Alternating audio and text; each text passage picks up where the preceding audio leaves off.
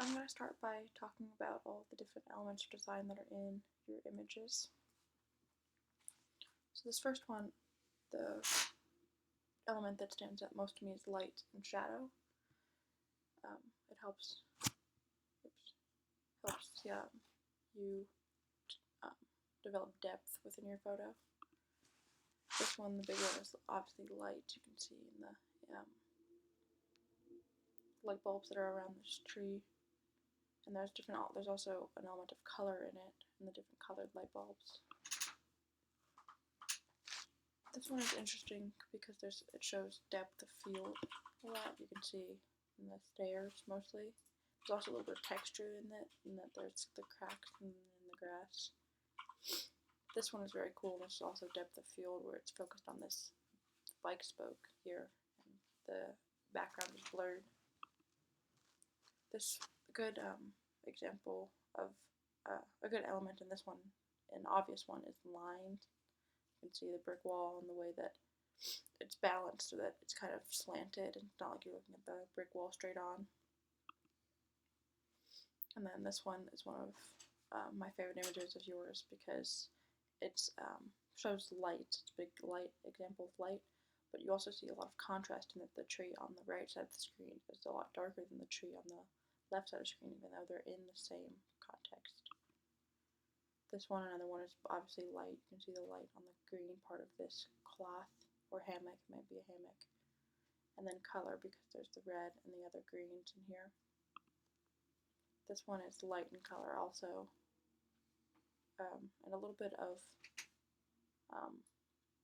balance, because this all the donuts are equally spaced, and then they're also colorful, and then you see the red lights. That is part of light. This one's interesting because you get a lot of texture, like this stuffed animal sock monkey maybe. Looks very soft, and then it's up against this rough brick-esque background. This one is interesting. This is a very good one for line and also depth because your eyes start here, but you also want to follow the strings downwards into the blurred part of the image. It's a very good image. This one is a good example of balance because these books are all balanced on top of each other in this big tower of books. This one's interesting because there's contrast, but it's also interesting form of like a unique composition that outside is this light, like earthy background with this big sprawling tree, and on the inside it's so dark, but you still have these plants that are growing. I'm gonna skip ahead a little bit. This one's an interesting one for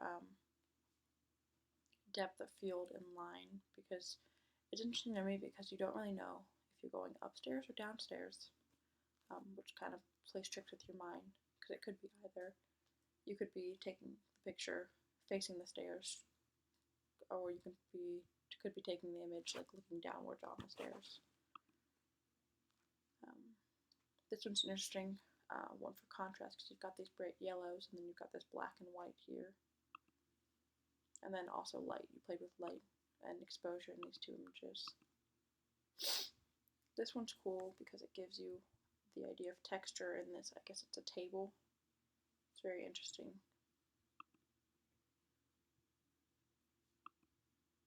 This one is a big one for light also because you see this light just streaming in and framing the shed. And then I also like the sprawling tree over on the right side of this image.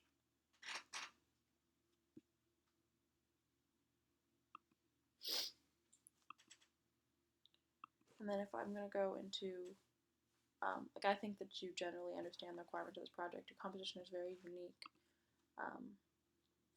And then if I'm going to go into the images that I believe are strongest is 7, because like I said, it handles light, color, and then I also really enjoyed this contrast between the two trees.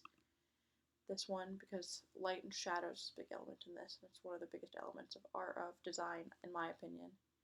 And then I also enjoyed 11 because I like that it kind of plays with your head and that you want to follow the lines down into the blurred part of the image. And then I liked 24 because this gives it your shed. First of all, there's color, there's light, there's shadows, there's some balance and unity in it, and that this picture is whole. But it also, the light helps give this shed a very interesting frame. And then my last one that I believe is the strongest is this one. Because you see depth and everything is like kind of in focus. You know, this chain link fence is a little bit out of focus. But I like that you don't really know what to look at and there's not really one subject. But it's all a whole and it's all balanced, and your eye can follow, go like anywhere. You can focus on this rail, or you can focus on the buildings, or the chain link fence. And then as for weakest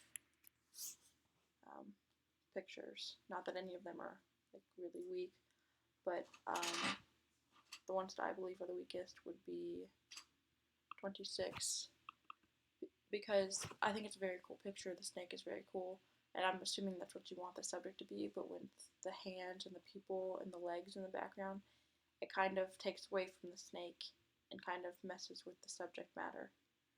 And then 28, because there's a lot of use of space in this.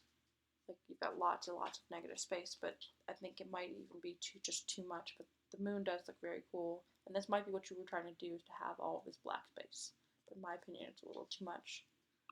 And then the third weakest image that I have is this one, because although it shows like texture and line, I think it's kind of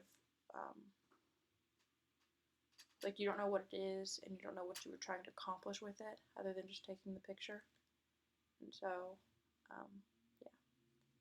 And so my main advice for how to improve, I think all of your pictures are really good, and I went through the elements of design and a bunch of them, and I think that if what you were trying to accomplish is something different than what I said, because these are the things that I see and that I understand about these images, that you might want to try and tone down some of the images, that like some of the elements that I said, to heighten the one that you might have been trying to accomplish instead. Thank you.